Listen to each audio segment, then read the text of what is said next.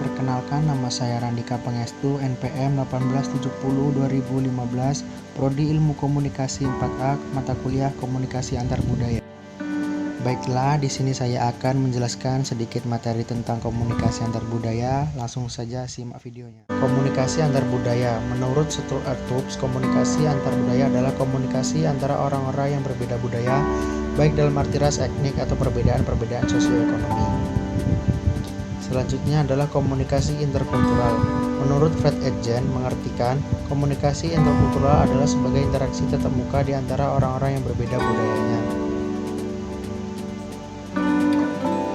Selanjutnya adalah komunikasi multikultural. Komunikasi multikultural adalah komunikasi yang melibatkan proses interaksi dari individu atau kelompok dari budaya tertentu dengan kelompok dari budaya lain, sehingga melahirkan subkultur baru atau kultur baru.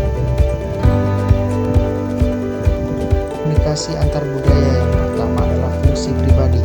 Menambah pengetahuan. Seringkali komunikasi antar pribadi maupun antar budaya menambah pengetahuan bersama, saling mempelajari kebudayaan masing-masing. Yang kedua, melepaskan diri atau jalan keluar. Kadang-kadang kita berkomunikasi dengan orang lain untuk melepaskan diri atau mencari jalan keluar atas masalah yang kita hadapi. Pilihan komunikasi seperti itu kita namakan komunikasi yang menciptakan hubungan yang komplementer dan hubungan yang simetris. Yang ketiga, menyatakan identitas sosial. Dalam proses komunikasi antar budaya, terdapat beberapa perilaku komunikasi individu yang digunakan untuk menyatakan identitas sosial.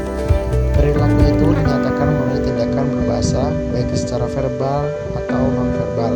Dan perilaku berbahasa itu dapat diketahui identitas dari mana maupun sosial.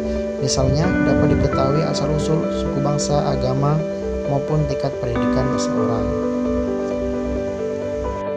Fungsi komunikasi antar budaya. Fungsi sosial, sosialisasi nilai. Fungsi sosialisasi merupakan fungsi untuk mengajarkan dan memperkenalkan nilai-nilai kebudayaan suatu masyarakat kepada masyarakat lain. Yang kedua, menjembatani.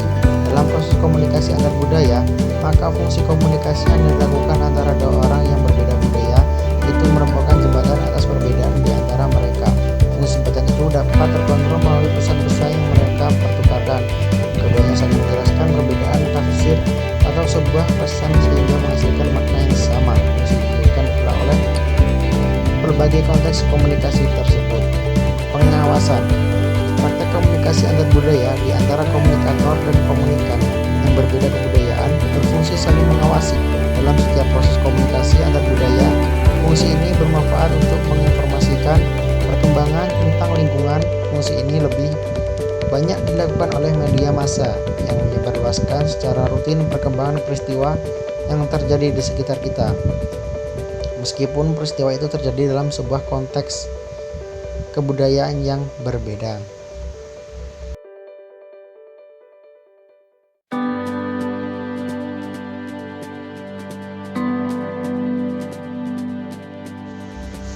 Faktor terjadinya komunikasi antar budaya. Yang pertama adalah mobilitas.